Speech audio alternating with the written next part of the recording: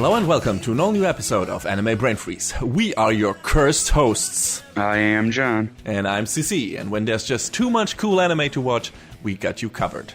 Today we got 3 shows for you that are just as cursed as we are, each in a different way. First, John takes a look at the isekai fantasy comedy Okasan Online, wherein a young teenage boy is cursed to be accompanied by his doting mom on the adventure of a lifetime. Then, we will unveil the dark secrets of the Soma family by reviewing the first season of Fruits Basket and follow the quest of one young girl to lift the shadow hanging over this cursed household once and for all. And last but not least, we get reacquainted with our old Fate Zero pal Waver Velvet, who investigates witchcraft, magic spells, and, yes, curses, as a modern magical Sherlock Holmes, all in the hope of finally living up to the ideal of his best friend Iskandar.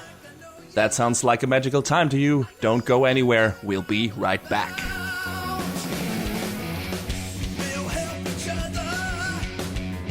Alright, so I don't know why I watched this show beginning to end, but I did.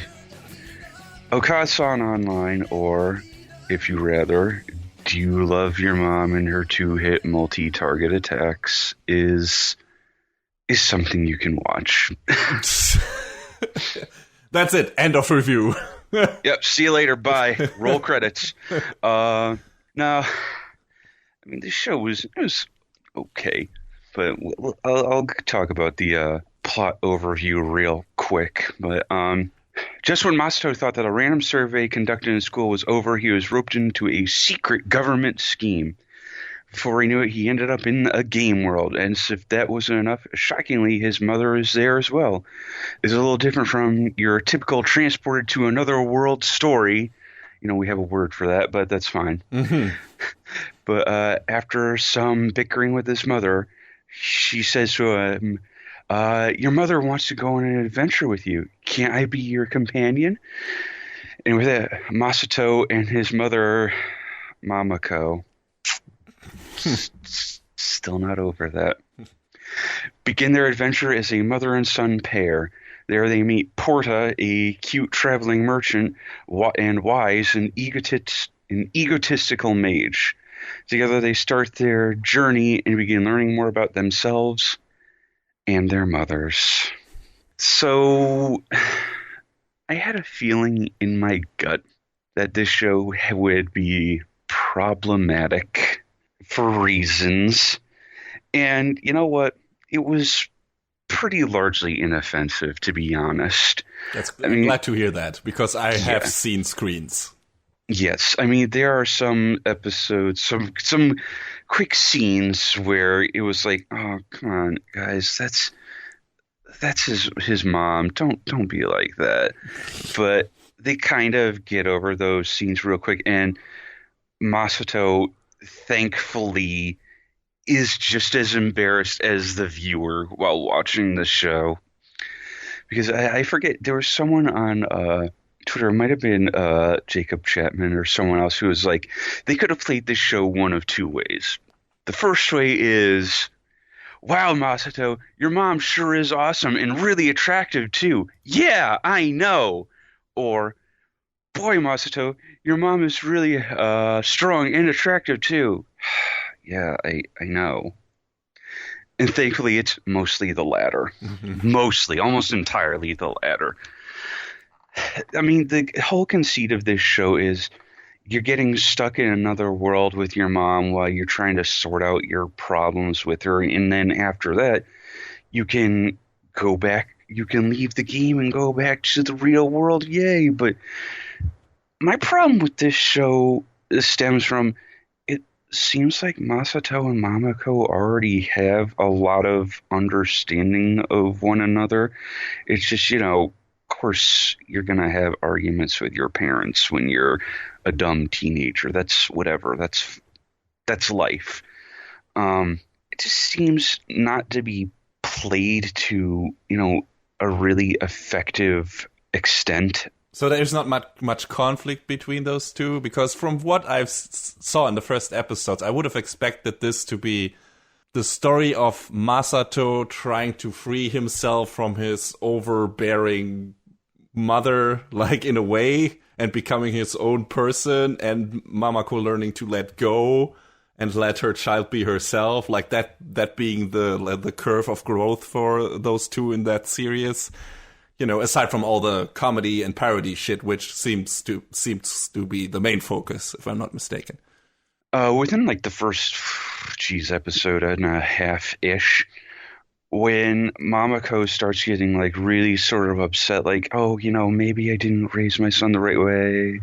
Oh, what am I gonna do? Masato's like, oh, geez, don't be like that. I'm sorry, And it's like, haven't we already hit this point? Yeah. But a lot of the focus of the story comes around solving other people's problems, I guess. They meet Porter. The translators couldn't seem to agree on an episode-to-episode basis on what her name should be, which kind of bothered me, but whatever. Porta is like, I guess she's an NPC as far as I could tell, because they don't have any sort of meeting with her mother or whatever. But she's basically there to be the pack mule and the chemist for the party, using items to help recover their health and their status maladies and that sort of stuff. Yeah, pretty much. I don't know, are there clear, like, RPG roles in Konosuba for the characters? I guess Darkness is the tank. Yeah, I guess. I mean, Megumin is the black mage who knows a singular spell. Aqua wants to be a white mage. I guess she is the support character, or supposed to be, but she fails at it spectacularly, so... Yeah, I mean, all of the main cast in that show have their roles to fill, unless your name is Aqua, but that's fine. That's okay. So there is something like that in here as well, apparently. Yeah. One of the first characters they meet is this girl, Wise, and she's basically the like dedicated black mage, I guess, sort of. And her problem is her mother is just this like man-eating, gold-digging, awful piece of shit lady. Ooh, okay. And she goes around being like, all of the men should bow to my command. And she has a throne made of boys, and she's just terrible. She's mean and awful, and Wise just wants to, teach her a lesson. And, along come Masato and Mamako, and, that's the first character that they meet and help out. And, after, they get to a mutual understanding, yeah, Wise could leave. But does she have a thing for Masato? Maybe. Probably. Of course she does. Does she get into conflict with Mamako over that? Because not really? Okay. Because, it's... There's a little bit in there, hey, what if you, met a nice girl and, had children? And Masato's like, could you not? Could you not? Yeah, but that would totally fit her character. Like, she trying to... It does. To like, really control that her son, her precious son, ends up with a really good girl. She probably doing interviews and shit like that. I would expect her character to do that kind of thing. So I was wondering if, like, all the girls, like Masato's inevitable harem, would be, like, under severe scrutiny from her. Just... I mean, not super heavy scrutiny, but, oh, isn't this girl so nice? Yes, Mom. Okay, Mom. Just edging like, him on. Or egging him on and saying, like, hey, make a move. Yeah. Later on, they meet another girl named Medi, who is kind of like a white mage sort of deal. From the name Medi. Yeah, wow, subtle. Okay. There's so much about this show that's super on the nose. Like the... fucking Jesus. The... player name that Medi's mother takes on is Medi Mama. Fuck. Oh, this is horrible. Also great. And Medi Mama is super, super, super overbearing, like to an extent that goes way beyond what Mamako is. Oh, interesting. So and Medi has to be the best at everything. If she's not, Medi Mama has to step in and be like, "Oh, suddenly, magically, you're the best now, huh? How about that? Look at that." But Medi has like super strong resentment for her mother that's just over the course of 3 or 4 episodes starts to like build up until it slowly bubbles over, and she turns into a very mad dragon girl. Okay. Is all of this played for laughs, or is there some surprisingly serious drama in this show? I mean, there's a lot for laughs, but there's a bit for, I mean, the main conceit is, hey, you can't always hate your mother. You gotta, she's trying to be there for you for better or for very worse in some cases. Well, there's some shitty moms out there. I was wondering, like, how different, like, if every cast member you meet has a mom in the focus, like, how different are the, let's say, the types of problems the characters have in their relationship with their moms. Because now it sounds like the Medi's and Masato's situation seem to be kind of comparable, only Medi's situation being a much more exaggerated version of that and probably more frustrating. And Masato probably looking at that, oh my god, this could be me if I don't stop my mom. I mean, I think for Masato, it's more of a, boy, maybe I don't have it so bad sort of situation, and that's how they kind of play it. But we sort of have the main cast assembled after that, and then they run across another player, Amante, who's like, yo, mothers are the worst, and I just want to get rid of all of them. Yeah, it's... See the big bad guy, or... She is super fucking cartoonish. Okay. And she just wants to get rid of all moms, and she has these super harebrained schemes that she ends up constantly blurting out and punctuating her sentences with, "But I'm not going to tell you my plans." And it's like, you just did. Mm-hmm. You just did. You just did the thing you said you weren't going to do. The classic. And that gets dumb and cartoony, but, it sort of ends up bringing, like, all of the moms in the land together, except for when they go on the raid in the dungeon, when every one of the moms they gather up to help out is like, oh, I'm not sure if I'm ready for this. But, in like the typical mom way, oh, did I leave the stove on at home? I'm not sure I have all of the right pieces of equipment. Hold on a minute. Maybe we need to do this. And it's like, yep, that is the humor of this show. Mm-hmm. So boiled down right in this moment. From what I saw in the first episode, there are also a lot of jabs at video game tropes and isekai tropes and stuff like that. And I found that to be quite funny, like, and creative and imaginative. So I wonder, does that stay the same? Like, does it keep that level and quantity of comedy alive, or is it like resorting to, hey, look at these crazy moms? That's what moms are like, right? I mean, it's probably like a 75-25 split, I feel like. What being the 75? The RPG humor. Okay, that's good. Especially with every town also has a pun on the word mother in it, so it's like, yeah, okay. Splendid.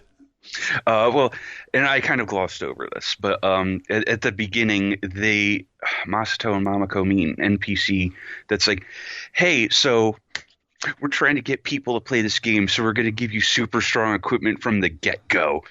And Masato's like, awesome! What do you got? We have these 3 swords. Cool, I'll take this one that lets you have this like super strong long-range attack, and I can take out, targets in the air with a single swing. Dope. There's 2 swords left over. Which one are you going to take, Mom? What do you mean you're going to take both? Well, And if they're there. her reasoning is that, well, if I took one, the other one would be left over and it'd be so lonely. Okay. All right, fine. So she takes two swords, one with the power of elemental water and the other with the power of elemental earth, and she could just take one swing of each sword, and she has her multi-target, multi-hit attacks that just take out entire groups of enemies. And when Masato tries to step in to be the super big hero that he wants to be like, yeah, I can be badass without my mom. Guess who steps in and is constantly OP and outdoes everything? So does it stay like that, or is there some actual development for Masato here? Or is it like this relationship stays the same and is the joke, and that's it? He has these moments where he's like, all right, I can do this. And then, hubris and comedy steps in, and it pretty much kind of stays mostly the same. Okay. Well, then I guess they wanted to stick just to the comedy route and not going like for, I don't know, a kind of character or plot-driven show. And it's just like, hey, here's fun things. I mean, that's fine too, but it can get stale after a while, even if you like that kind of that brand of humor the show is offering. So did it get old after a while, or were you at least like consistently entertained in a way? I mean, you watched it from beginning to end, so there had to be something in there. I mean, I guess it was mildly entertaining. I don't know. I guess I just sort of watched it to watch it. Okay. I don't feel like this was a bad show or like a necessarily bad story. I mean, it could have used a lot more fleshing out, and I'm not sure if that was on the case of the adaptation or the source material. It could have been both. It could have been neither. I don't know. But this show was okay. The stories, I felt like, for some of the side characters, like in particular Wise and Medi, were a little more compelling than Masato's, because I get the feeling like the writer Dachima Inaka had this one joke planned out in their head, and then it just sort of stayed that way. I mean, that's based on a light novel, right? Yes. So, I mean, there have been many light novels with many flimsy one-note premises that shouldn't have gone as long as they did. So, I guess that's not even an exception to the rule here. Yeah, I mean, this show went on, or the story, I think, is 8 novels strong, and they started working on a manga adaptation as well. So how much of the story is covered by the first season of the anime up to this point? Do you know? It seemed like it was maybe 2 or 3 novels. Okay, that's more than I expected. They sort of left off with Amante being like, I'm only the first of like the 4 big enemies you have to fight, of course, because it's got to be the Steno, the 4 heavenly kings or queens, probably. That is the big trope across anime and video games and bleh. But I guess the show was what it was. They seem to end it being like, hey, that's the end. I doubt I doubt JC staff had the budget allotted to make a second season, but prove me wrong, world. Maybe there'll be a second season. Will I watch it? Probably not. If you want your almost kind of sort of comedy fix, the show exists. You could probably do better on the light novel adaptation front, excuse me. Konosuba. Yeah, has a movie out. Yes, it does, and I haven't gotten a chance to watch it yet, but I would like to eventually. Yeah, me too. I should maybe still watch the second season before that, though, because I only watched the first season of Konosuba so far. Yeah, I guess the movie centers a lot more around Megumin and some of her backstory, which is cool. Which is kind of expected. I mean, she's like everyone's favorite character from that show, isn't she? Yeah. So there you go. Yeah, it sounds like if you want like a parody on isekai, on the isekai tropes and video game tropes, what have you, like, and good and fun characters, that's the show to go with. I mean, there are other good comedy things that work with that. There's one that does the opposite thing, which recently got brought up in a video. Was it Mother's Basement? I'm not sure. Or the one about Devil's Part-Timer? Yes. Yeah, that was Gigak. Oh, Gigak was it? Okay, right. Because that's where like they switch that stuff around with all the fantastical creatures, characters coming over from the other world, and then and basically doing like the reverse thing, not a power fantasy, but doing the most menial things to survive in our world, like from being these super powerful beings in the other world. And I really like that show, and I'm still sad that we haven't gotten a sequel to that, because that's one of those rare things where it's like, yeah, this is kind of belongs to that genre, but it does something completely unique and interesting with it, and all the characters are fun, and the story is cool, and there's a lot of potential. And then and we don't get more of that. But we get like 5 million episodes of Sword Art Online, because why the fuck not? I mean, I feel like The Devil's a Part-Timer was ahead of its time. Yeah. Because then when Konosuba hit, it was like, what do you mean we can make fun of ourselves and this genre? They did it like 4 or 5 years before that. Come on, man. Come on. I mean, I'm glad that, something like Konosuba hit as big as it did. That because that's also a good show. So, which is what we're saying. Like, if you want to venture in that particular genre or part of that genre, those are 2 shows you could check out. Even if Devil is a Part-Timer has not been continued, that season is still incredibly fun to watch, and it ends on an okay note. It's still like wide open. There are enough threads that haven't been wrapped up yet, and loose ends that haven't been tied up yet. But still, it's like, okay, this works on its own. And Konosuba is still going. So yeah, those 2 are good choices if you want to dive into isekai comedy stuff. But yeah, apparently this is mediocre at best. Yeah, I mean, it's kind of middling. You can watch it and I guess enjoy it. There's some parts of it that are, but on the whole, it's okay. And I mean, it's not like you have a lack of choice for this sort of self-aware light novel parody. There's 2 airing right now. Yeah. On the same day in practically the same time slot. You have your choice. You were spoiled for choice, everybody. But, I mean, otherwise, I feel like this show is kind of like, a turn of phrase from one Jim Sterling, kind of bog standard. I say that because he says that a lot. But, the interactions between Mamako and Masato are fine, but it feels like they've already kind of solved their problems. But I guess the conceit is, we're sticking around here to help everyone else solve their problems. Sure, fine, but the show is what it is. It's not bad, it's not great, but it's that firm middle ground. If you're interested in watching it, it's on Crunchyroll, Verve, Funimation.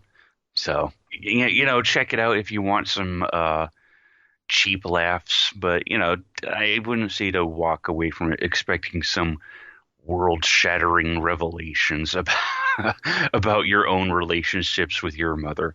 Just call your mother, say hi to her, be nice to her, treat her with respect, or else you'll get thrown into a game world as well, and then you'll be stuck in Sword Art Online forever.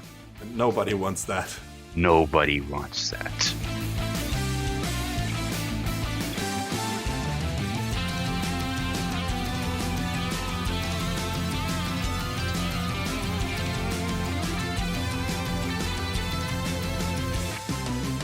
When high school student Toru Honda's mother dies in a car crash, Toru decides to live with her grandfather.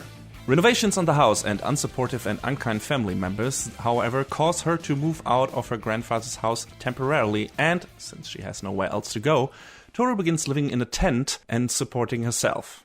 That is, until she finds a home in the least likely of places, inhabited by her popular classmate Yuki Soma and his cousin Shigure. The first day Toru moves into the Soma house, an orange-haired teenager crashes through the roof of her new bedroom and starts attacking Yuki. This newcomer is Kyo, Yuki and Shigure's aggressively angry cousin. Toru tries to stop the fight by holding him, causing him to transform into an orange cat in front of her. The Somas, as it turns out, live with a curse. Certain members of the family are possessed by spirits of the Chinese zodiac and turn into their zodiac animal when they are weak, under stress, embarrassed, or when hugged by someone of the opposite sex. When Toru discovers the Soma's secret, she promises not to tell and is allowed to keep living with them. Although the Soma's curse is deeper and darker than Toru realized, her presence and her acceptance of them soon becomes a large positive influence on those possessed by the zodiac. She sets out to break the curse and one by one changes the Soma clan's lives forever. So, Fruits Basket is based on a manga by Natsuki Takaya that ran for 23 volumes from 1998 to 2006. It also got a sequel manga called Fruits Basket Another that ran for 3 volumes from 2015 to 2019. And the story was already adapted into an anime before, and that ran for 26 episodes from July to December 2001. And that was animated by Studio Dean and is a bit divisive. Some like it, some don't. Part of the latter crowd is none other than the author of the original manga, who got into disagreements with the director over a number of things concerning the production. It also didn't cover the whole story, so now we are getting a new adaptation, animated by TMS, which is set to adapt the whole manga this time through the course of multiple seasons, and the first just wrapped up with 25 episodes. TMS we mentioned before when talking about Lupin III, because they worked on that. Also Cardfight Vanguard, Detective Conan, or Case Closed if you wish. Anpanman and Yowamushi Pedal, among many other things.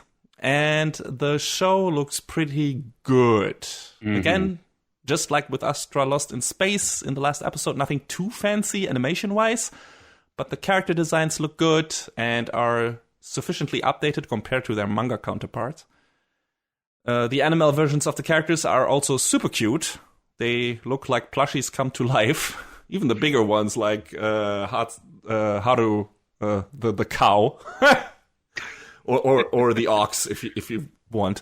The environments are also nice. There's some great lighting in the show. Some of the more action-driven scenes can get a bit stiff or janky, but thankfully that's not where the focus of the show lies, so it's barely noticeable.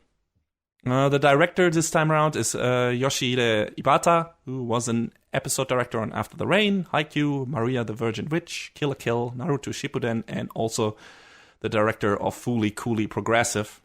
And the author of the manga, Natsuki Takaya, seems also to be involved much more heavily in the production this time around, so that bodes well. And it also shows when it comes to the important character moments of the show. A lot of care got put into those, and it's very noticeable. The music is also great by Masaru Yokoyama, who also composed the soundtrack for Fate Apocrypha, Gundam Iron-Blooded Orphans, Plastic Memories, Your Lie in April, and Astra Lost in Space, among many other things. So, since I forgot to mention him in our review of Astra, I have now remedied that act of inexcusable insolence, which I'm very sorry for. Yeah, so I came into contact with Fruits Basket quite a while ago, around 2012 or 2013, I think, when I was allowed to take some bit parts in an audio drama fan project that covered some of the material from the manga. It stopped around the part of the story that gets covered in episode 14 of this new anime adaptation. So I had seen quite a lot of the early story already. And before all that, I had only seen bits and pieces of the old Dean anime adaptation, which initially made me think probably the same thing some of our listeners might think when hearing that Wikipedia story synopsis for the first time. Like, cute girl, a bunch of hot boys who are into her and turn into animals when they are hugged. Really? Yeah, on paper this sounds like a very bad iteration on the reverse harem genre with a touch of furry bait and rom-com antics. So, if you know me, that is so not up my alley. However, getting more familiar with the material through the audio drama, I realized, no, this is not that at all. Fruits Basket is a deeply heartfelt, emotional character drama with an often surprisingly dark tone. A lot of the story is about loss, trauma, abuse, and depression, but also about overcoming and coping with those bad things, as well as about self-actualization and true love and friendship. And there are a bunch of characters in this character-focused show. Yes. So pretty much all of them have their own interesting story to contribute to the overall picture. But we can't cover all of them today, and by the end of the first season, we haven't even met all of the Zodiac members yet. So let's focus for now on our initial main players here. We have, of course, our main character, Toru, who is probably the most likable, nicest, cute as a button, sunshine of the world protagonist you can imagine. She's very optimistic, always polite. She uses honorifics a lot, which she picked up from her late dad, apparently, but is not always using them in the right way. Like, she just often jumbles a lot of words together that really don't belong together. But she uses them anyway, and it's very fun and cute. She's always kind and very empathetic and always tries to see the best in everyone around her and help as many people as she can, without regards to her own health, be it physical or mental. Which is probably her only flaw so far, aside from being a bit of a ditz. Pretty much every character in Fruits Basket is a very flawed or damaged individual, but Toru is probably the one person that comes a bit too close to being kinda perfect, considering how understanding and loving she is. Like, she has so much patience, so much fucking patience! Like, holy fucking shit, you are too good for this world, girl. You want to believe that such an altruistic person exists, but it's a bit hard to believe sometimes. But since the story demands her to be a force of pure good, the author makes her big flaw her disregard for her own worth. She can't take compliments at face value, she is altruistic to a fault, always putting everyone else's needs before her own, which is neither what she really wants or what her friends want for her. So aside from the story being about, vanquishing the darkness from the Soma's lives, it's also about Toru finding to care about herself, which she definitely doesn't do when we first meet her. Of course, as you can imagine, her mom's death plays a big part in Toru's problematic view of herself, and is the root for some of her self-loathing, because she feels a deep regret and holds herself responsible for not being able to say goodbye to her mom on the day of her death. And she definitely has not gotten over that. I mean, she takes her mom's framed picture into the hot springs with her at one point, for crying out loud. She is definitely not okay at all. I forgot about that. That scene. Kyoko, her mom, is the other character that is a bit too perfect in some regards, but since she's, dead and we only meet her in flashbacks, her god status is not so ever-present that it could turn into a burden on the show. But every time she comes up, it is shown that she has served as an inspiration to, everyone kind of around her. To Toru, to her friends, even to some people we haven't met yet, probably. She is a bit like the mom from Wolf Children, who is a bit too flawless for my tastes, at least up to this point. But then again, there must be a reason why Toru did turn out the way she did, and a truly loving but not overbearing mother. We just had one in Okasan Online. What do you mean? A truly loving mother that is not too overbearing is a good and believable reason for a person to turn out good. So I was fine with that. So what did you think about Toru, John? Did you like her? Were there some things where you said hey, it's a bit, I don't know, too constructed, or I don't believe such a person exists? I don't know. Or can exist. I mean, I liked her, but you're right. There are some moments where it is a bit much, but I have to believe that there exists some people out there who are like that, you know. Yeah. But it's like, in the very last parts of the show, there's one character, pretty much all of the Somas are kind of likable to a certain extent, or very likable.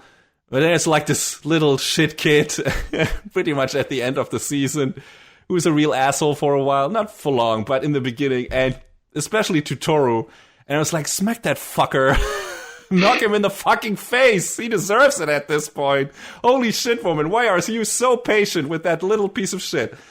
And, you know, there's some scenes like that as well, where she's just like, I have never met a person that is that patient and nice. Not in my entire life. So it's like, okay, that's straining the suspense of disbelief a bit.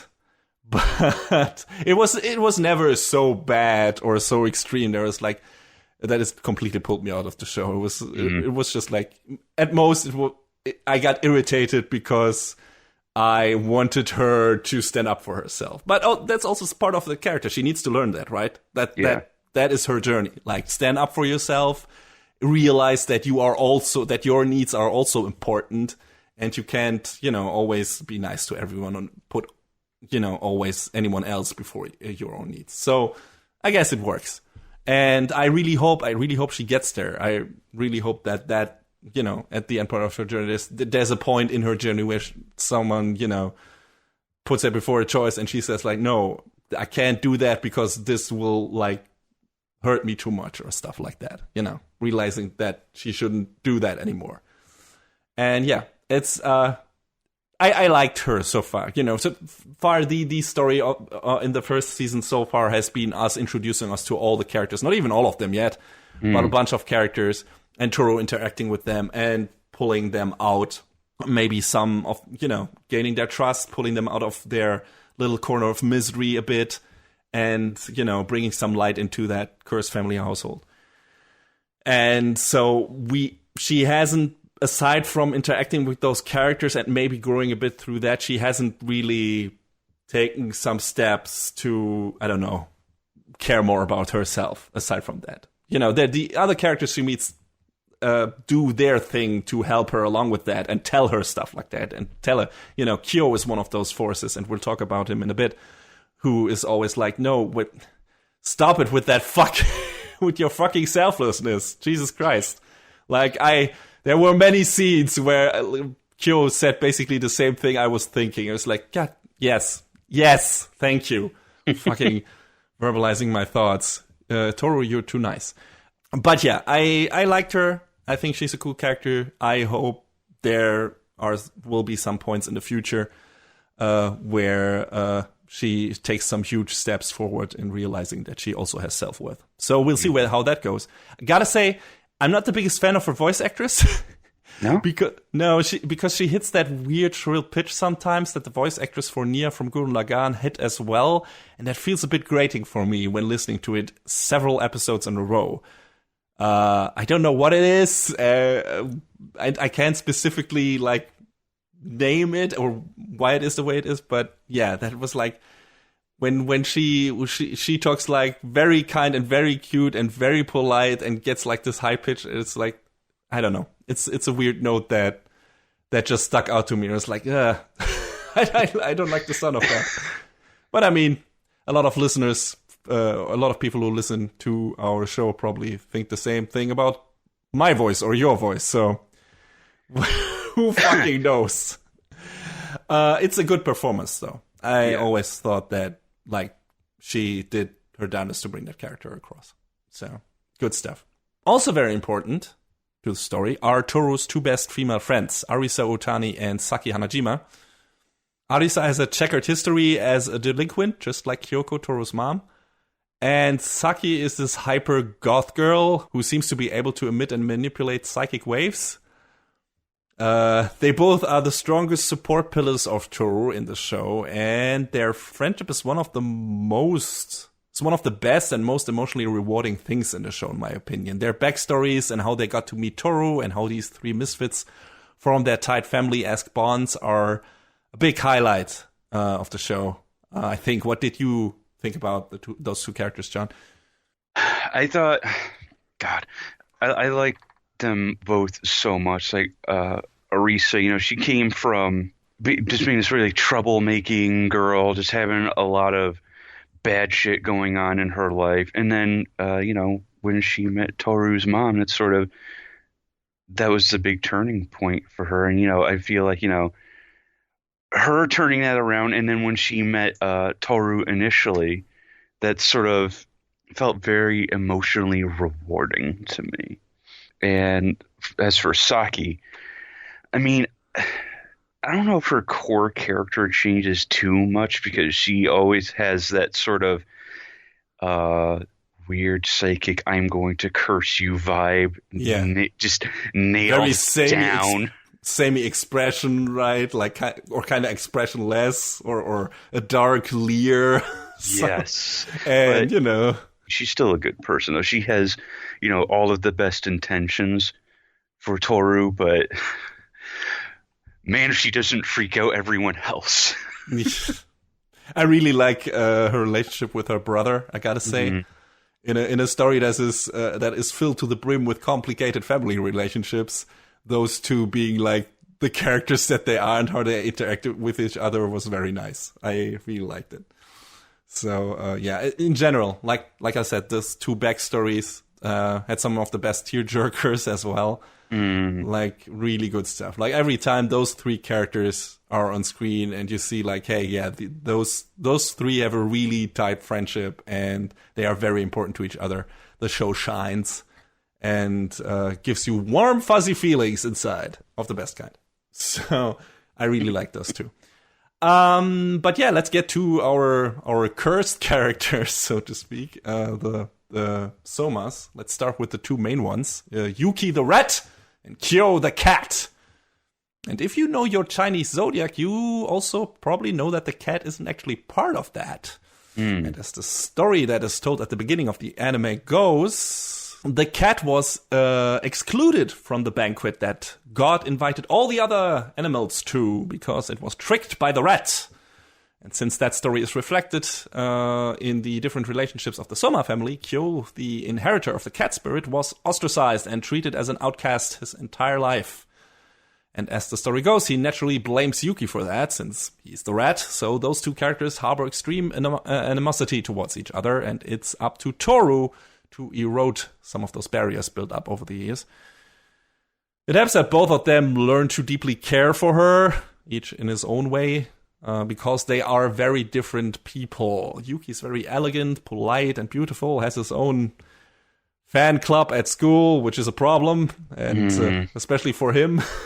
Kyo, on the other hand, is a brawling, thick-headed loudmouth, so it's very tough to have these two seeing eye to eye, even without their common history coming into play. Another reason for their jealousy of each other is that they each focus on what one has that the other doesn't, and both are also equally bad at verbalizing their feelings.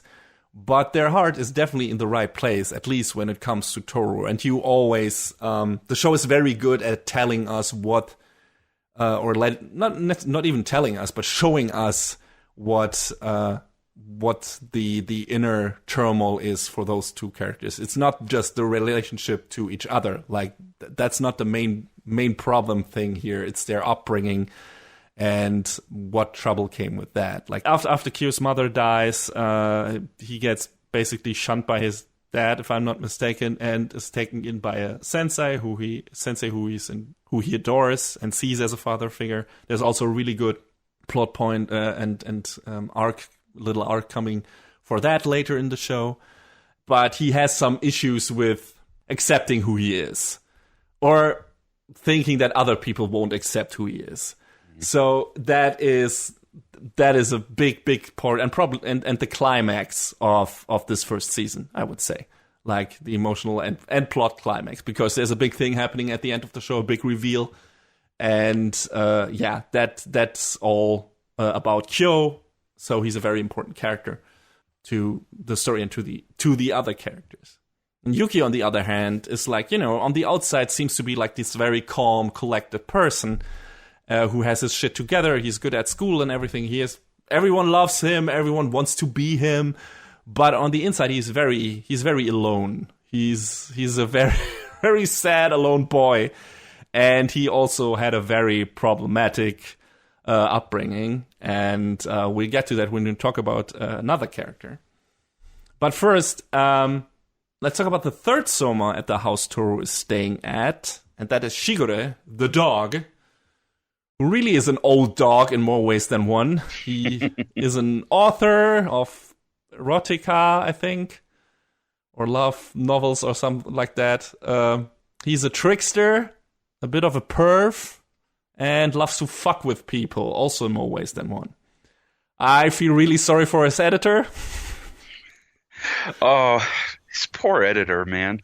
Yeah, she is, my God. He just wants him to meet his deadlines. Yeah, he is. He won't have any of that. He doesn't give a shit. He procrastinates like a madman. Even if he has finished, he makes her think that he isn't finished because he likes, like I said, he likes to fuck with people. Which, also makes you realize pretty quickly that Shigure is not as good of a person necessarily as he seems to be in certain cases. Or at least he's a complicated fellow. He's also the one who kicks the whole development of the show into motion, as he is the one who invites Toru to stay with him, Yuki, and later Kyo. But as we learn pretty quickly, for Shigure, this is not purely out of altruistic love for his family members. He has his own reasons for throwing Toru right into the power dynamics of his family. Because he has a personal vendetta against the head of the family, Akito Soma. We don't really know what exactly happened between the two and why Shigure resents Akito as much as he does, but we can make assumptions. Especially since Akito seems to be a real piece of shit. We don't spend much time with him this season, but every time he comes up, it's made clear that he is abusive and possessive in the worst way possible.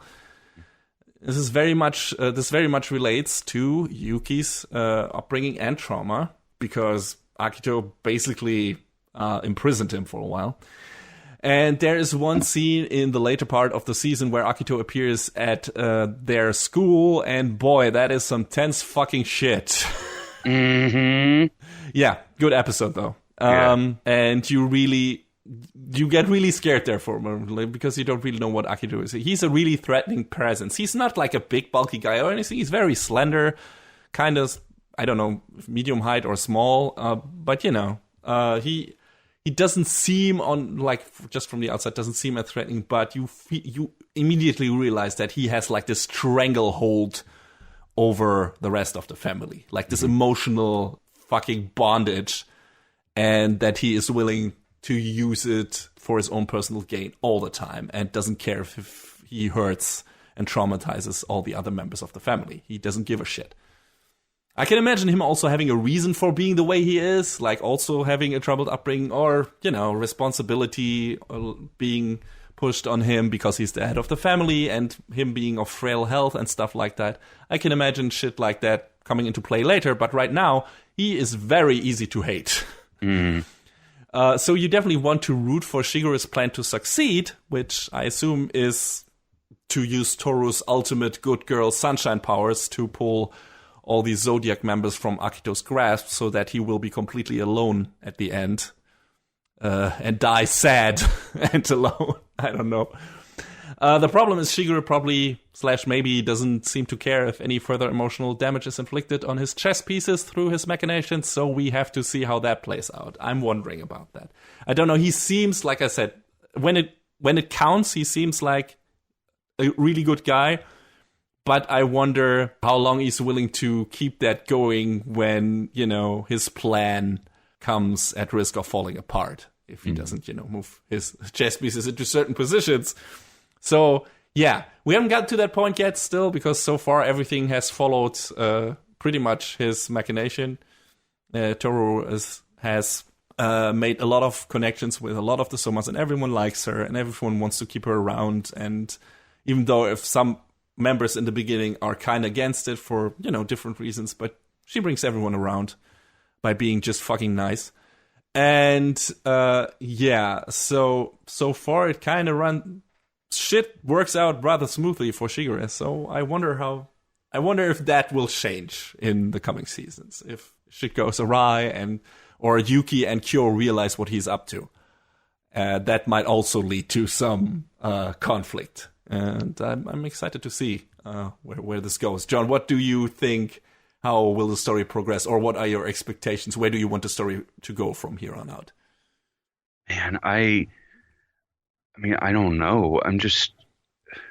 I have, the story definitely has the hooks to me because I want to see where it goes, but I'm not certain where I want it to go or what I expect of it. Because, I mean, you're just along for the ride.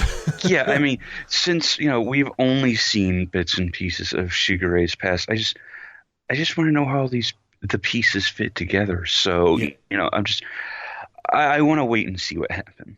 Yeah. What his motivations are, we still haven't heard like big backstories of some of the other characters, and I wonder if all of them have traumatic pasts. I can imagine, but we still haven't really seen that. For example, my favorite character of the show, Ayame, who is fucking great and funny as hell, flamboyant man-child. But he's Yuki's brother, and every time he's in the show, it gets really good and really funny. But his past isn't really a tragic one so far, I think. So I wonder if there's something that we'll learn about that later, and there might be other characters. So I wonder where all of this, how all of this fits together. If there are some other characters that have a kind of comparable reveal to what we saw from Kyo at the end of the season. So something like that will happen again. And if that is Toru's role, like doing certain things to make I'm dancing around stuff a bit because I don't want to spoil what happens at the end of the season because this is not a continued series review. Right. But let's say something important happens, and I wonder if that exact thing will happen more times in the show. So, yeah, we'll see. I definitely did not expect that to happen, whatever what that was. But yeah, I'm also interested to see where this goes. I can imagine it going certain places, and like I said, I understand Shigeru's plan to be pulling everyone away from Akito's emotional grasp and leave him to rot alone in his fucking giant mansion. But yeah, there's gotta be a good reason for that animosity, and also there's probably a good reason for why Akito is the way he is. And I'm interested to learn about that as well. And I wonder if after that he will be more sympathetic and relatable, or if he'll at the end will say no, he deserves what's coming to him. So yeah.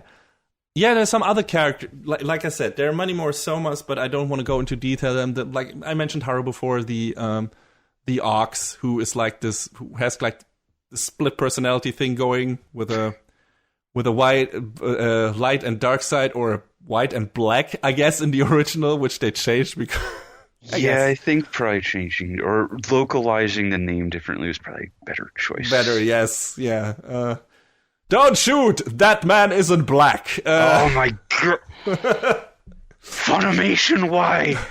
I think that was intentional, and I think it's one of the best moments in a dub ever. I still feel like that wasn't meant to be part of the final cut, and yet here we are. Thanks, Dragon Ball Super. Someone had the right head on his shoulders and decided that would be a good joke, and put that in there, and I agree. It is a fantastic joke, and it's great. So nothing like that in this show, but a lot of funny jokes, a lot of slapstick based stuff, a lot of dialogue humor in the show. A bunch of people being loud, of course, like yelling at each other, which is not my favorite brand of humor, but there are also some very clever dialogue bits in there. And like I said, Ayama is really funny because he's so fucking over the top and flamboyant, and Yuki really hates him. Like, he cannot stand his brother's attitude. And it's great seeing those together, and how Ayame interacts with the other characters. His relationship to Hattori and Shigure, who had this very tight bond when they were still in school and stuff like that, and still do, apparently. So there's some nice stuff and some nice relationships in the Soma household as well, those three being an example. So it's nice to see that. And Momiji is also an important character, who is the rabbit, who's also responsible for a lot of gut punches in the show, I guess, or at least a very big one in episode 14. Emotional gut punches. I'm not talking about literal gut punches. For that, probably Kyo or Yuki. But Momiji is also interesting, and a lot of people in this show are really gender fluid. Like, there are a lot of people in the show that are, where it's like, yeah, maybe not decided on, or don't really feel like they belong to any specific gender right now. Might dress like a girl, but still feel like a man. Might dress like a girl and feel they are a girl, or the other way around. And that's very interesting. Like, Ritsu is a character later on who just says, I feel more comfortable in women's clothing, right? Then there was also a very interesting scene. It's like, no, I feel more confident, more comfortable talking this way and dressing this way. So definitely trans subtext here, but the show is, I don't feel like the show is like beating you over the head with it. It all feels very organic and natural how these characters are introduced, and it's like, no, okay. Yeah. It's still pretty surprisingly forward thinking for its time. Yeah, considering when the original manga was written, it's like, hey, okay, that's interesting. And I mean, you could always, in these reverse harem shows, which this still kind of is, you get different character types, and a lot of those are very feminine types, right? Because, have to appeal to different, interests. But still, it's like, it feels like those characters are very interestingly written, and also serve purpose beyond being, I don't know, let's say fan service bait for certain type of fan. I was not a fan of Ritsu in general at the beginning, because he or she apologizes for everything. Yeah. And that gets a bit grating. But his interaction with Michan, Shigeru's editor, was great. And I kind of want those two ending up together, being a thing. Like the apology force. That would be great. Because it felt like the show was going there at one point. Like, those two characters really being on the same level and liking each other, and more than friends, like in the short scenes that we see. So yeah, a lot of interesting stuff in this show, and in general, the character writing in this show is so fucking good. Like, all of the characters have an interesting setup, an interesting mystery behind them, and a big, or a setup for a big emotional payoff, or an emotional payoff, and maybe a bigger one waiting down the line. Considering how the story is flowing. So yeah, I really liked it. I found something relatable in pretty much every character. I was joking about Hiro earlier, who's this little shit kid, but even he, after he has an interaction with Toru and, has a heart-to-heart with her and realizing some stuff about himself, it's like, oh, okay. You see where he's coming from. You see why he is the way he is. You don't necessarily have to like him and how he behaves, but you can understand him. And that's an important thing. Being able, in a character-driven show, to understand all the characters. Not necessarily like them, not necessarily agree with their decisions, but understand them and see where they're coming from and find that to be believable. And I found that to be the case with pretty much every character in this show. John, did you agree, or was there one character that really rubbed you the wrong way and that you just couldn't feel? I mean, the obvious choice is probably Akito. Yeah, well, okay, but, he's the exclusion because he's the villain right now anyway. But, I mean, yeah, every character has their own endearing moment and traits, and just, you just, like, want everyone to be happy, pretty much. I feel like that's the idea behind meeting everyone in this show. Yeah. And if that sounds like it's maybe a bit boring, because the first season is basically a vignette of Toru talking to new people and those people learning more about themselves and learning to like her and stuff like that. And aside from that, plot-wise, not necessarily that much is happening, aside from all the backstories, as you learning more about the characters. But the big plot thing happens at the very end, like the last 1 or 2 episodes. And aside from that, it's just getting introduced to these characters. And it's always like kind of not necessarily the same thing, but it's like, hey, here's a person with problematic past or a problematic relationship. And here's Toru being the way she is and making things better. And if you think like, okay, that can get very old, I don't feel like it, because I think the characters are varied enough and their stories differ enough from each other that you see something new and something relatable, like I said, every time a new character comes around. And it's interesting to see how Toru interacts differently in a way with all characters and how they interact with each other. So yeah, I was never bored. I don't. Were you at some point, John? Were you saying like, the pacing is a bit off. This moves a bit too slow. We don't need to meet that many characters in a row. How did you feel about the pacing of the show? I mean, I thought the pacing was pretty good. It kept me, constantly interested to meet new characters. The problem with that being is how big, how much bigger is the cast going to be? Because then other characters might fall by the wayside or might forget about their story, and which might make things a little difficult trying to maybe remember and piece things together later on down the line, but hoping that's not the case. So far, the show has been pretty good with setting things up and then developing them further later, like giving you small hints at what a character might be about, and then going into more depth as the show continues. So I kind of wonder how many more times, like the second season, like will there be some characters that we already have learned about quite a bit? Will they be, further developed? Like I can imagine, we know a lot about Kyo at this point.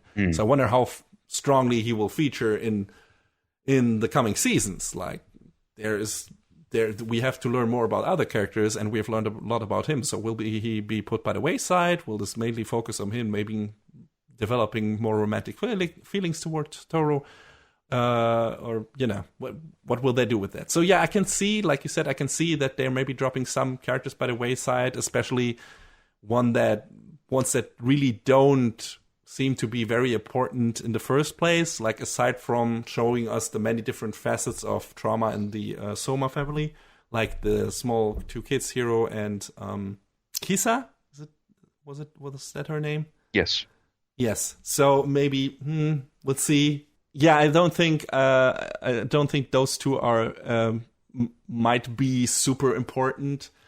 But let's see. Maybe, Hiro has still ways to go to becoming a nice person, so maybe he's one of the people who might turn into someone like Akito, if not, I don't know, put on the right path. So we'll see how that turns out. I'm mostly excited to see like how the characters we really don't know that much about, how they about their backstories, and how the characters we already know much about, how they figure into the grander plot, and what happens to that power play between Akito and Shigure, and how much is Akito even aware of what Shigure is doing? It doesn't seem like he is at all at this point. So I wonder if maybe he knows more than he lets on, and will that backfire for Shigure, all this stuff. So yeah, I'm also interested in the actual plot of the show, not just the character development. So yeah, I wonder where this is going. I want to know more about the curse. I want to know more about the whole Zodiac thing, and yeah, I wonder where the show is going, but I'm really excited to find out. I already liked when I first experienced the story, I already liked it. Otherwise, just from the premise alone, I wouldn't have watched this show. But yeah, this season was really good stuff. Really interesting characters, really interesting character drama. Really funny at parts, not all of it, but most of it. And just, good writing, good story, and really big potential for something really special. So yeah, definitely looking forward to second season. Big things to come. You can watch the first season of Fruits Basket 2019 on Crunchyroll or Funimation if you live in the US. on Wakanim if you live in Germany. And I recommend doing so, because despite what the show seems to be on the surface, there is so much more beneath that. Most of it incredibly emotionally engaging. There are definitely some powerful tearjerkers and moments of high drama, but also some really funny dialogue and slapstick, and a bunch of really diverse and incredibly likable characters. I'm really looking forward to the continuation of the story, and I hope you all check out the first season and then maybe watch the second one along with us.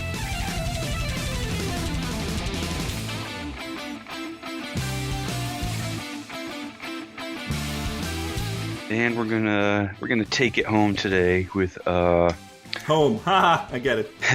Home or Holmes. With Lord El-Melloi II's case files Grace Note Rail Zeppelin. That's the full name. Please pardon. Is this based on a light novel? No, yeah. Well, I'm surprised. I didn't actually right? know up to this point, but, the title should make it obvious. But yes, this is sort of a sequel spin-off from Fate Zero, which is... Yes! I think we both agree, probably one of the best Fate stories and adaptations. It is the best Fate story, without contest. Like, in my opinion, sorry. But I think Fate Zero is the best thing that universe has turned out. So, yeah. That my expectations for the spin-off were through the roof, kinda. To put it mildly. It's like, okay, let's see what you will do with this Nasuverse. Yeah, I mean, the original light novels ran from 2014 through actually earlier this year, 2019. And there's a manga adaptation that is currently running. The light novels were originally authored by one Makoto Sanda, whose other big claim to fame is the series Rental Magica, a story that I had always kind of been interested in but never sat down to read and or watch it, maybe someday. And the show is directed at Studio Troika by Makoto Kato, who's worked on stuff like Bloom Into You, Recreators, Servant Service, El-Melloi Zero. The less said about that, the better. It's still a good-looking show. Yeah, no, the production values in El-Melloi Zero were fantastic. The first 3 or 5 episodes, I forget however many of the show. Yeah, the first 3 episodes were pretty good. The ones Urobuchi was responsible for. Yes. The ones he actually wrote. Yes, and then it took a very sharp decline, and I don't know why I watched both seasons of El-Melloi Zero. But, yeah, and we had some music that was composed by who I don't think she needs much introduction. No. Yuki Kajiura. The Queen. Yes. Well, aside from Yoko Kanno, I guess, but Yuki Kajiura has a very, very, very, very, very big anime soundtrack vita at this point. And not only that, I mean, she also worked on video games, and I don't know if she worked on movies as well, but goddamn, that woman has done a lot of music. Yeah, she is very musically inclined, as it shows, because her resume runs very far and wide. Yeah, she also has a plethora of different bands, like that she created or was part of at some point. Like, yeah, I think Seesaw, Calafina, a bunch of those. Yeah, I think Calafina recently broke up though, which is unfortunate. But well, it happens. Yeah. But they did good stuff for. I think they did one of the OPs or EDs for one of the Fate shows, didn't they? I think so. I'm having trouble pulling it out of my head now, but yeah, I think so. I think they were on Unlimited Blade Works or some or one of those. I think one of those endings or openings. I have to recall, but they definitely worked on. They definitely had a song in Madoka Magica, and Kajira did the soundtrack for that as well. All good stuff. Xenosaga too. Xenosaga, I think 2, 3 specific. I don't know if she. Did she work on 3? I know she did like the cutscene music for 2. Yeah, that's right. She did the cutscene music for 2. I can't remember the name of the composer for the main score in 2, but I feel like I mentioned this before. It's weird. They only put out one soundtrack for Xenosaga 2, and it was just the cinematic one. Mm. Yeah. I mean, I like her music, so guess that's kind of fine with me, but still. A weird thing, that's true. You're still kind of missing out on the other half. I mean, fans were already pissed off because, Yasunori Mitsuda didn't do the soundtrack for the sequels, so... Oh, what are you going to do? Yeah, I don't know. People, good music is good music. Stop complaining. You're right, but yes. What is the story of Lord El-Melloi II, Grace, no, real Zeppelin? I left out part of the name. Oops. 10 years ago, intrepid magecraft student Waver Velvet stole an artifact from his mentor, Kenneth El-Melloi, and used it to participate in the Holy Grail War in Fuyuki City, but he ultimately could only watch as his servant Iskandar, aka Alexander the Great, was slain by Gilgamesh. 3 years later, he was brought before the young niece of his mentor to explain his actions, including how he rescued one former classmate while stopping another from plundering the supposed tomb of Iskandar in the ruins of Babylon.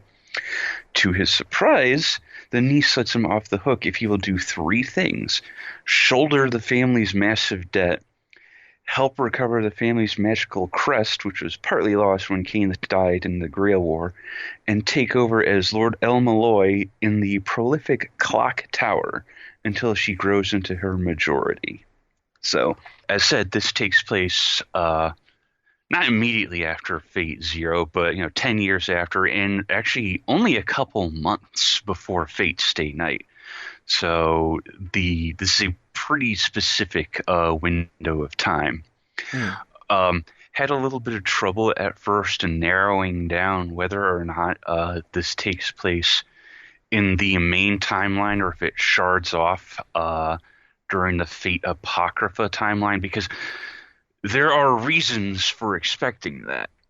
Certain characters make an appearance. Certain characters from another facet of the Fate mythos, the Fate universe, make an appearance as well, which I was actually not expecting, because I can't speak for you, but I didn't know about too much about the Lord El-Melloi story before watching this show.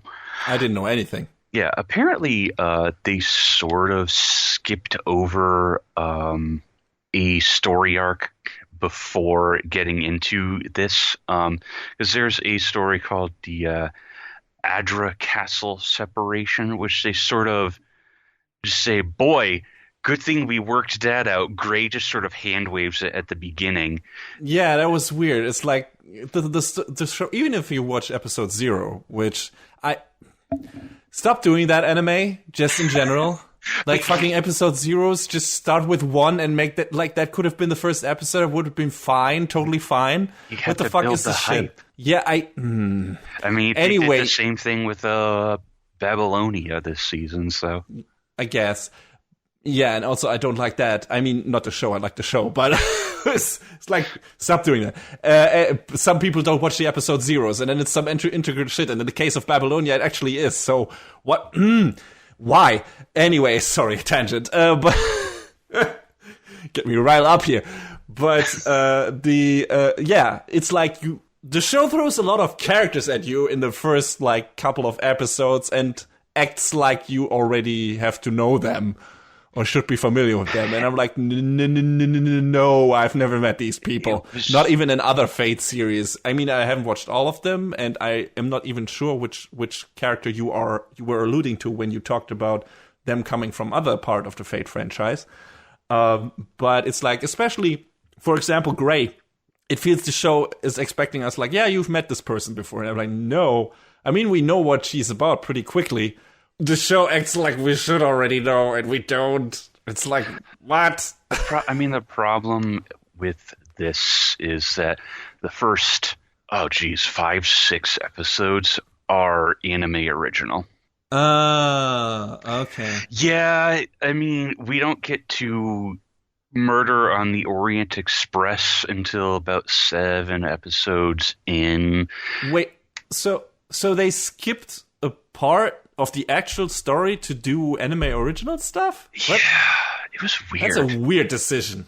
Like, what was the reason for that? I wonder. Are they going to do an OVA with the stuff they skipped? Like, why was it not? Not like, I don't know, considered important? Especially if that is the part of the story where you maybe meet some of the main characters. Okay, all right. Sorry, continue, John. Yeah, I had trouble wrapping my head around that too. But we're just gonna skip past this story because whatever, man, don't worry about it. We're just gonna hand wave it. Hand waver it, yes. Shut up. Sorry. Shut up. But yeah, I mean, I feel like, I feel like they did an alright job sort of kind of establishing the characters in spite of that. But, it still would have been like, hey, so why? Yeah, you can never quite shake the feeling that you're missing something, right? That there was something that happened before this that established some of the things that happen in the show. Like, especially when it comes to the Orient Express and stuff, like, and meeting some of the characters. Because you always feel with all of them, hey, Waver has a history with those people. Like, what was Arashino? The woman from Investigation, whatever, magical FBI, CIA, I don't know. Yes. You get the feeling they know each other very well. And I've never met that person. And it's like, and also the show doesn't really tell us who her character is. We know what her character is about. We can understand that because, she acts a certain way. And it's like, oh, okay, she's supposed to be that. But it's not like we learn her history or where she's coming from or what her exact history with Waver is and stuff like that and the other characters. It's like, okay, sure. Is she just supposed to be this enigma? I guess. Why not? But it's still, like, there are several examples of that in the show where it's like, hey, here, new character. And all the other characters act like, hey, we all have known this person forever. Sucks to be the viewer who doesn't. And I'm like, okay, all right, thanks. And the show doesn't always, like, try to fill us in on that stuff and instead expects us to just assume certain things. That sometimes works, but often it doesn't. So at least for me, it didn't. So I wonder. You seem to have some problems with that in some parts, but you also said that you thought it also did a rather good job at establishing the characters most of the time. I mean, for the most part, but I mean, there were some characters that weren't originally there. Like, hey, remember our good friend Kairi Shishigo from Fate Apocrypha? Yes. He's cool. He's nice. We know. Indeed, if you watched Apocrypha, you know who he is. He's an anime original character of this story. What the fuck? Yeah. Really? Yes. I mean, it makes sense in a way because he's not really part of, like, what happens in the last part of the show, like the Orient Express stuff. I mean, there is a side thing with him happening, but he's not part of the main group and stuff. So definitely feels like he wasn't supposed to be there, I guess. Yeah. But still, like, that, you bringing up Shishigo is an important thing, because this is another case. Why is every recent Fate series presenting me with a spin-off which I'd like to watch even more, or rather? Like I said, I liked Apocrypha. If you listen to our review, you know that. John didn't really. I liked Apocrypha well enough, but it also gave me the idea of a road movie series with Shishigo and Mordred, which I would have preferred. Hell yeah. Come on. Inspector Velvet gave me detective/secret agents Shishigo and Luvia, which is probably one of the best characters in the show. And Shishigo being the common thread here. Just fucking give me Shishigo, Luvia, and Mordred as bounty hunters or private detectives in an episodic Lupin-style series, and I'll be forever grateful. Just oh man, that would be awesome. That would be fucking great. But it was just stuck out to me. It was like, this is the second Fate show in a row that shows me a series I would rather watch than this. What is happening? Why are you doing this to me? Don't do this. Don't show me greener pastures while I'm watching your show. What the fuck? Yeah, I mean, Fate is cool and all. It's probably one of the longest running overarching big series franchises that I've watched for a long while now. But there is something to be said about all of the spin-offs and the potentials for spin-offs. Like, I mean, I know you kind of walked away from this particular series kind of I want to see more of it. Yeah.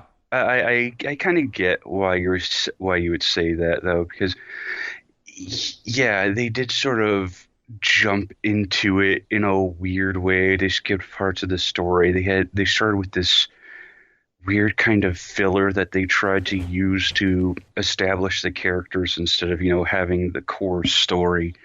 But I mean, that's not necessarily a problem. I don't hate character establishing episodes. Yeah, no. Just like the rest has to be good as well, and that's where my main problems probably with this show. Yeah, it has to be cohesive.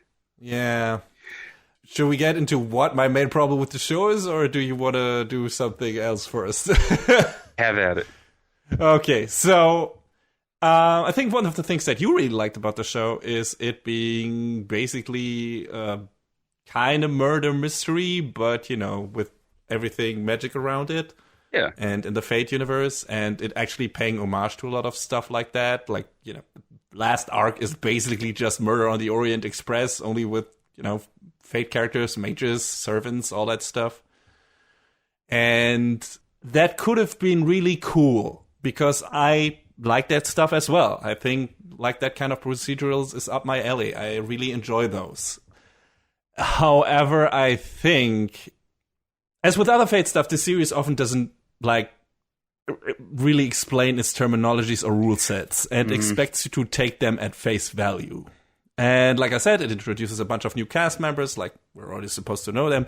Now, if your show is mostly character-focused, like in Fate Zero, where those characters all get explored over time, or action-focused, like in Fate Apocrypha, where all of that shit doesn't matter because, hey, look at the shiny explosions, I can see past that. But Lord El-Melloi is mostly a mystery/crime-solving procedural, which I like in itself, like I said. And due to the aforementioned quirks of Fate shows, this series, in my opinion, fails at the most integral part of its narrative. Like the concept of constructing a compelling whodunit. They mentioned that phrase several times in the show. Yeah, that's like, hey, this is what the show is about. So it's kind of sad, or it's kind of weird to see them then putting that thing into the main focus. And I expected the show to be something completely different, actually. I was expecting it to focus more on the relationship between Iskander and Waver, which they do. They definitely bring that up, and that is part of the final confrontation in a way. Waver's relationship to Iskander was a special one in regards to what happens in Fate Zero, because by the end, when Iskander sacrifices himself or dies, Waver considered himself Iskander's subject instead of being a master and Iskander being a servant. And that was a very interesting dynamic. And they continue with that in this series. They definitely bring that up. And, other characters, or the views of other characters on that. But the main concept, the main focus of the show is the whodunits. Set up a mystery, and by the end, there is a culprit, and you got a bunch of investigators who try to figure out what's going on. Sometimes it's Waver with a bunch of his pupils. Sometimes, mostly it's Waver and Gray and maybe Rhinus, I guess. And, sometimes a few other characters. And then by the end, we get this big Orient Express thing, where it's one murder or single thing on a train, a big auction for a mystical fucking MacGuffin. That's what it is. Yeah. And then it's hey, what happened here? Waver, investigate, do your thing, and then try to find out what actually happened. And a really good whodunit and a good procedural lets you riddle along. It sets up clear rules in the very beginning of the show, and if that's a more easy thing to do if it's set in a normal human world. I can understand that. It's hey, there are rules established in our world in regard to physics and everything, and how things work that you don't need to explain. So if something weird happens and, you're like, oh, wait, that can't happen this way. That person is lying. Like, you immediately know that some characters can't be trusted, that some things probably didn't happen the way they appear to have happened. And that gets you invested and gets you interested in the mystery and makes you want to, like, solve the case with the characters. Make your own brain work. Like, be the investigator yourself. Like, collect all the hints, collect all the different parts of the case and try to solve the mystery by yourself. And my problem was you can't really do that in this show. Like, to explain how a crime was committed, the characters first have to explain the rules of magic in this world to us. Because we couldn't possibly know that ridiculous rule set. And this results in a bunch of exposition dumps and abstract technobabble, or rather magi babble, I guess. And that can throw off, first of all, the pacing, because, you have to explain all that shit. And the other problem is all of that is nonsense. Like, all of that, especially if a character, like, drones on about that shit, it feels like they're pulling it right out of their ass. Welcome to the Nasuverse. Exactly. And like I said, I don't have a problem with that in other Fate shows, really, because the focus maybe lies somewhere else. But in this case, we need those rule sets, I guess, to make us understand why certain things in this case happen. And that is really irritating. Like, basing the solution of your whodunit on a bunch of not established rule sets that you throw into the viewer's face with an "as you know" is not a good choice when you want to keep the mystery fun and compelling and the solution rewarding or surprising. Like, this person can't be the culprit because, as you know, the magic eyes of the seventh circle of the quasi-demonic purgatory of Absurdistan can't be activated without citing the incantation, "My mommy is an apple tree that withers in the autumn moonlight," in Latin. No, Waver. I fucking didn't know that. How the fuck would or could I know that? It's made up nonsense. Or something a guy I follow on Twitter came up with as well. Let me find that.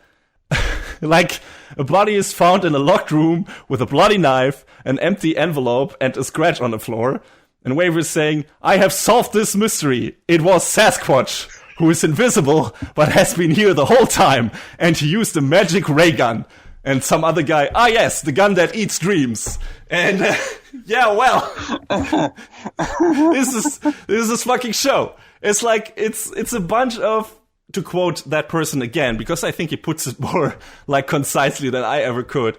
It would be nice if the mysteries in the Professor Waver show weren't just people shouting out the names of random magical gobbledygook when the plot dictates someone should discover something. Like, the show keeps trying to comment on whodunits, but none of it means anything because there's no actual mystery or deduction or investigation. The characters just pantomime going through a mystery, and then person X did it because magic. And that's exactly what happens in this show. Nothing that happens, in my opinion, is in any way sufficiently foreshadowed or set up or in any way lets you, like, solve the case along with the characters. It's just a bunch of shit that gets thrown in your face and feels like made up stuff. And in a show like that, in a genre like that, which has certain things that have to work to make it work, to make you like understand it and feel engaged, at least that's the case for me, that you can't do that. It just doesn't work. And it didn't work for me here at all. Like, great production values aside, great character design, the show looks really good. Like, the show sounds really good. The Kajuru soundtrack is fantastic. The OP, the ED, they're both one of the rare cases of an instrumental OP. Yeah. When's that the never last time happens. that happened? Yeah, what the fuck? And it's great. I let that run through every time. I love the OP of the show. I love the Kajuru soundtrack. Like I said, it's fantastic. Right? I love the production values of the show. I loved all of the stuff that got brought up when it came to the relationship between Waver and Iskandar. I think that was great. Why couldn't we have had more of that instead? Like, that should have been, in my opinion, the core of the show. Like, the most important thing. sure, you could have structured whodunit stuff around that, and I guess that what they wanted to try to do, but still, it feels like, especially the last arc of the show, heavily focuses on solving that mystery. And that mystery is just not that interesting, in my opinion. I didn't know. Were you engaged sufficiently by it? Were you feeling like, okay, I want to see where this goes. I feel like I have a grasp on what is going on. How did you feel about the overall mysteries in the show and how they were set up? I mean, I felt engaged, but a lot of what you're saying is ringing pretty true. Having a magical mystery murder is tough to do when you can't really sufficiently explain in real world terms what the fuck is going on. But I don't know, just something about the way it played out from moment to moment just kept me on the hook. And I don't know, maybe that's because it's fate and I'm a sucker for it. Or, the fact that the production values were there, and this was, they did keep it interesting with, a lot of the confrontations and whatnot. But, yeah, you're right about solving some of the mystery stuff. That's not there. Where it leaned on like everything that came before it is probably the strongest part of it. Yes, definitely. And but that's also a problem because that reminds you of a much better show, Fate Zero. Yes, a better show by comparison. Yeah, that's true. It's like, okay, I guess I could be watching this then. So it's like, all right. I mean, I didn't expect it to be another Fate Zero. I never did. I was like, okay, I had high expectations because why would they do that, right? If they didn't have a plan or whatever, I didn't even know there was a quasi-sequel to Fate Zero in the form of this story.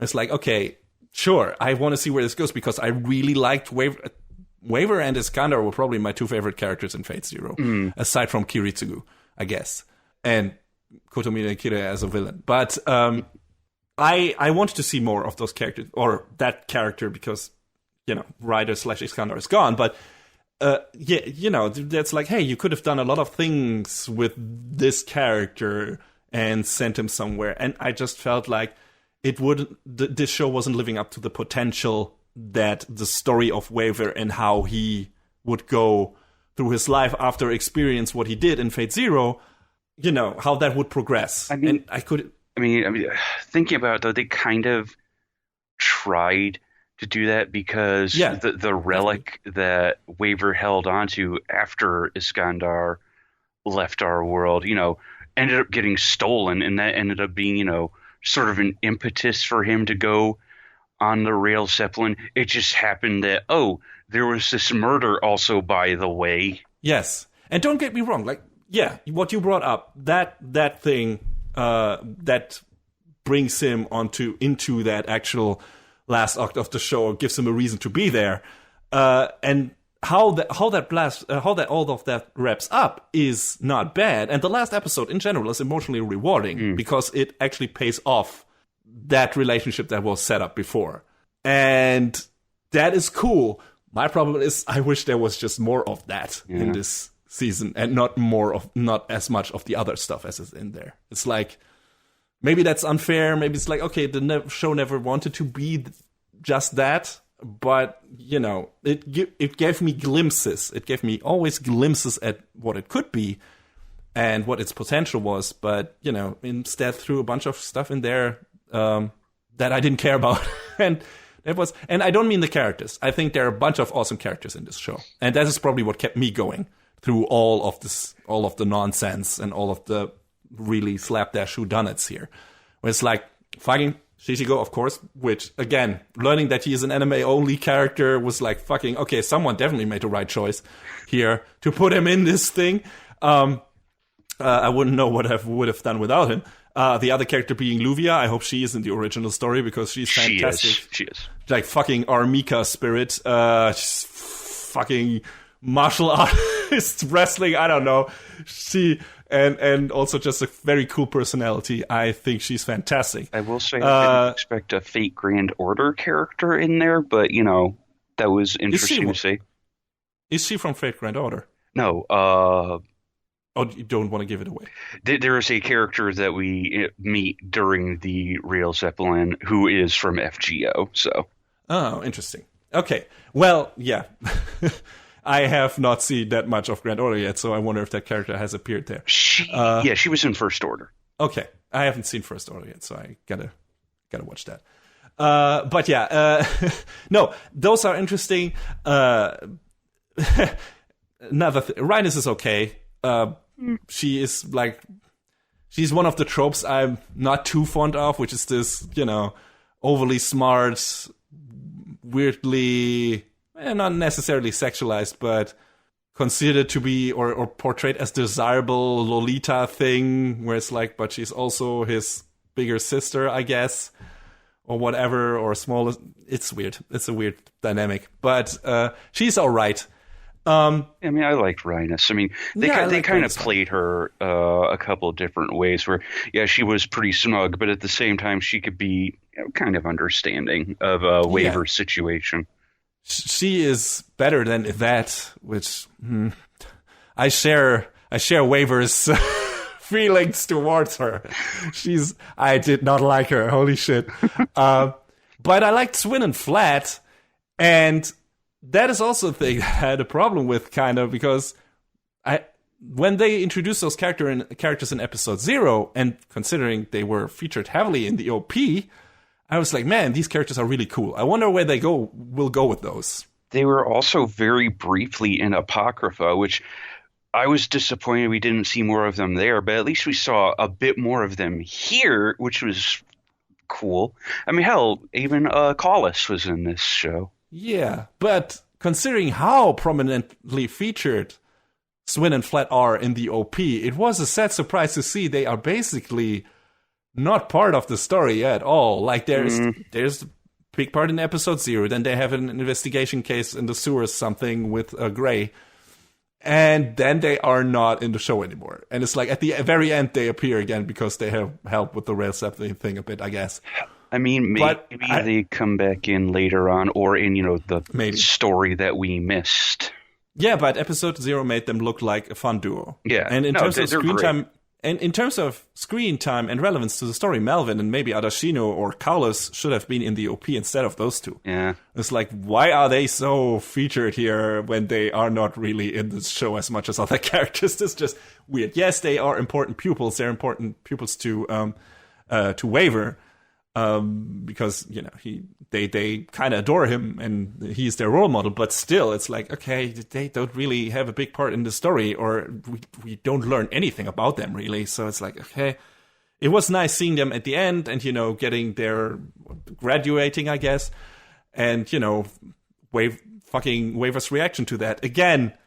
Fucking that is the good stuff. Like, when the series works best when the focus is on Waver interacting with his students, showing how that enriches his life and relating that to his connection with Iskander.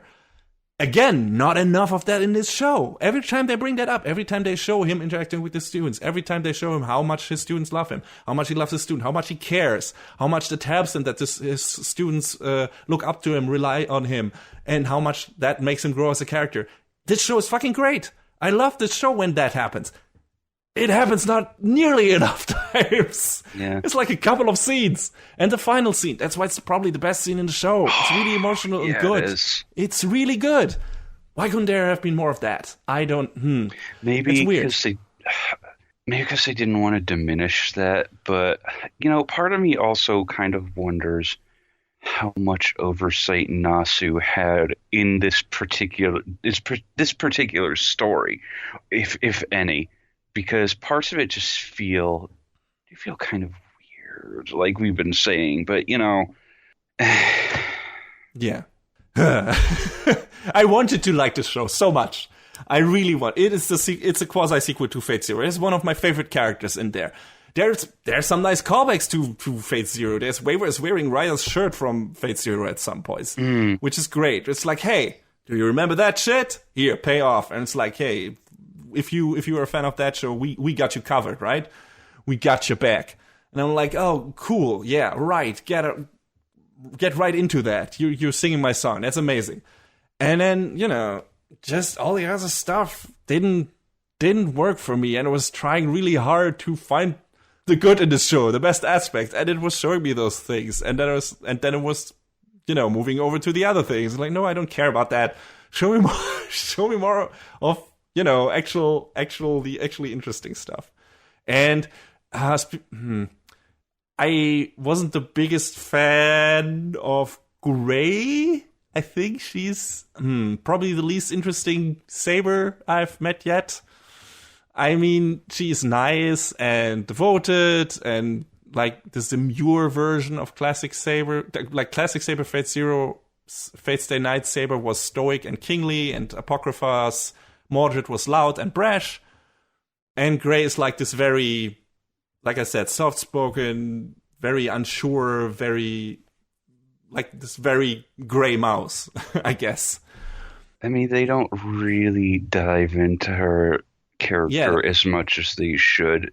Yeah, that neither. Because from what I've read, there are reasons for that. But, you know. Is there a chance we might learn more about her when there's a sequel to the show? Which would make it an interesting character? I would hope so. Yeah, I would hope so thy when you mentioned earlier that we skipped over part of the story, I imagined that to be the part of the story where Grey gets actually introduced. Because there are some hints of like, why is Waver treating her the way he does? Why does it seem like he feels some kind of animosity towards her? And I mean, we kind of can guess where that's coming from, but it's weird. Like, it's kind of explained what she is, but also not. Mm-hmm. It's all kind of vague, and it doesn't make for a super interesting character. There's some emotional payoff, I guess, by the end, but it doesn't work. And if Waver wasn't there, it wouldn't work at all. It just works because he is there, and the stuff relates to his relationship with Iskander. And yeah, that some of the parts of the show work really well, but a lot of the parts just don't fit together and just didn't work for me at all, which I guess is results in us coming down on this Fate show on the exact opposite ends as we did when we reviewed Apocrypha, where I was like, yeah, I really liked Apocrypha, and you were like, eh. And this time, you still seem to like this show despite its flaws, and I'm kind of like, eh. So yeah, I mean, everything you're saying, I'm not going to argue it because you are making good points. I don't know. I just really still enjoyed this show for what it was, I guess. Which is good. And I'm really happy for you. I really like that this show gave you at least enough good stuff, or stuff that you expect or that you liked, to come away from it very positively or with positive feelings. And I wish it was the same for me. It's just like, maybe because I put focus on some other stuff and maybe too much of it, and and get bothered by maybe unimportant things, like the setup of the whodunits and stuff like that. Well, I mean, but I wouldn't call that unimportant. Yeah, but if a show works despite that for some people, then I guess it maybe is better than I'm saying right now. So I don't know. I don't know how many people had. I saw, like I said, the guy. I should maybe mention him because I quoted him directly. It's at Adam Wednesdays on Twitter. The guy who said the same thing that I felt about how the whodunits are structured and what the problem with those is. I saw some of those people, but, if you look on fucking Anime News Network, the ratings are pretty high for that show. Like, they're in the upper 8 out of 10 thing. So a lot of people like this. A lot of people like the show a lot. And I don't hate this show. God, no. There are too many cool things in this show. This is not a bad show. It's not a inherently bad show. Like, there are bad parts in it, in my opinion, but it's still enjoyable. It's just, if you care about certain things, in my opinion, that show does not enough, or does some things badly. The question is, does it do them badly enough for you to be put off by it, like I was, or do those things not matter as much to you, and so that the show still works for you, like it did for John? And that's, I guess, what we come down to when it comes to recommending the show. It really depends on how you approach this kind of show and where you're coming from. Have you watched Fate Zero? Haven't you watched Fate Zero? Do you like procedures? Do you like your standard Sherlock Holmes stuff? Do you like if a mystery is set up in a certain way, or do you not care as much about that and care more about a bunch of cool fantasy stuff, or about cool characters, which are definitely a lot in here? It all depends on where your focus and where your preferences lie. And you heard what John said about the show, what I said about the show. And you liking this show really, really depends on how much you weigh each specific aspects that the show is doing well and doing badly. So, yeah. I don't know. Is there another thing you want to highlight about the show, John, that maybe really stuck out to you in a positive way, or that was surprising you, or that you were like, hey, this is a cool addition to the Fate universe? Because you're more entrenched in that than I am, definitely. Which is also a thing.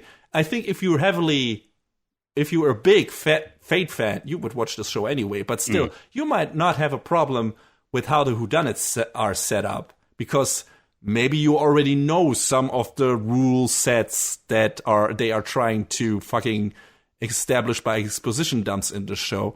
How you would keep track of all of that, I don't know.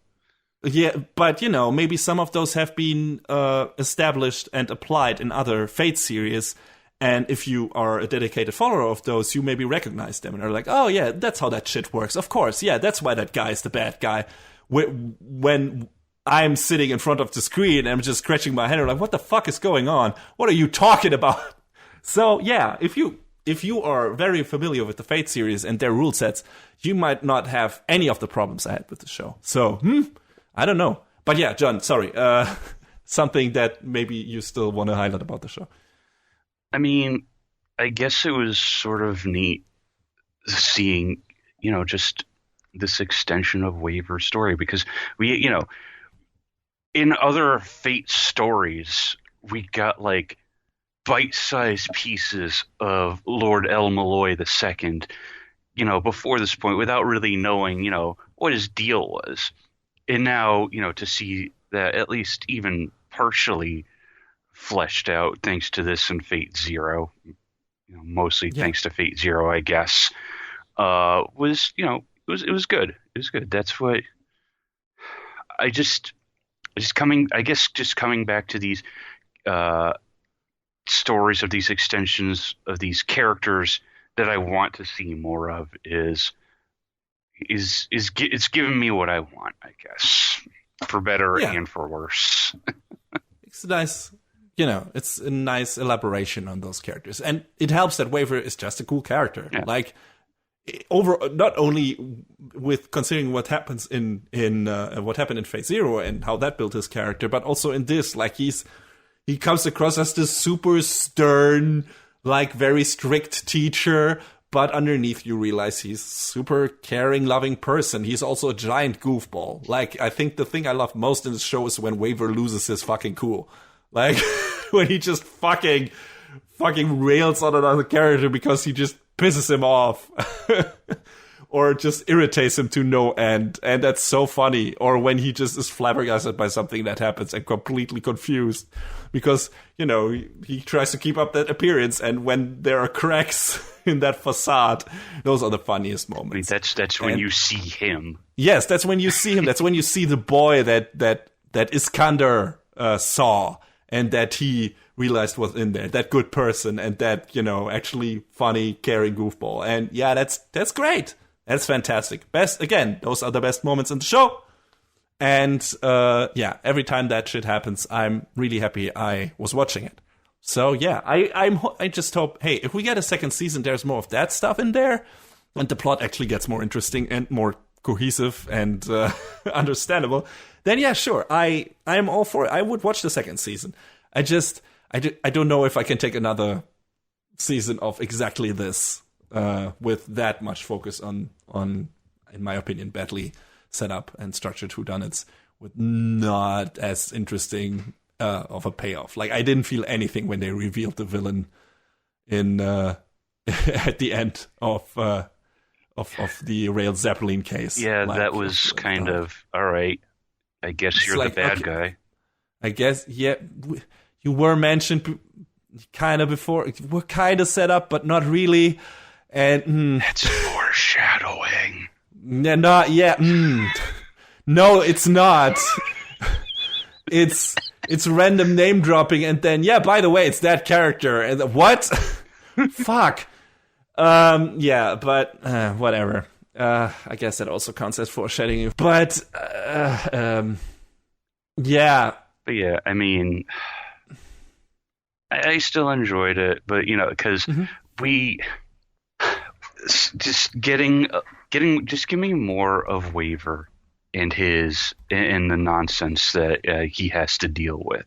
I mean, yes, and his students. Yeah, like I said, we saw a bite-sized piece of El-Melloi II at the end of Ufotable's adaptation of Blade Works. Believe it or not, he has a brief appearance in Prisma Ilia. Wow.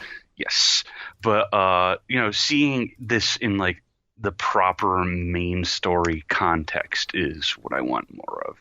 So, same. Maybe I don't. There haven't been any talks about another season, but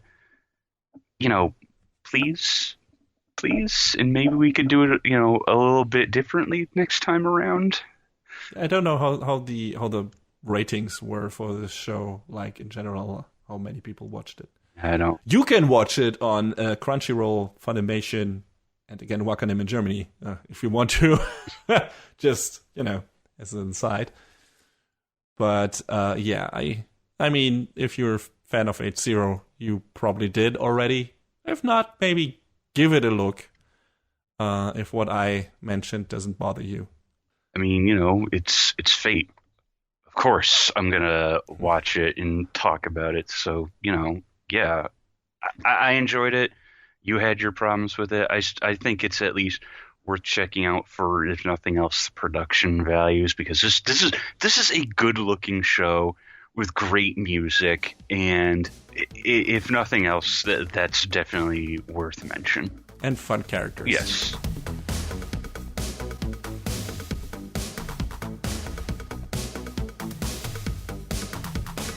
And that is a wrap on the 85th episode of Anime Brain Freeze. All the music in our show is from the Double Dragon Neon soundtrack by the amazing Jake Kaufman. Please go to vrt.bandcamp.com and check out his awesome work.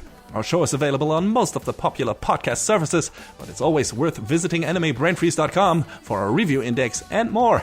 Leave us comments and questions on YouTube. Follow us on Twitter at AnyBrainFreeze or send an email to animebrainfreeze@gmail.com. We would love to read your feedback.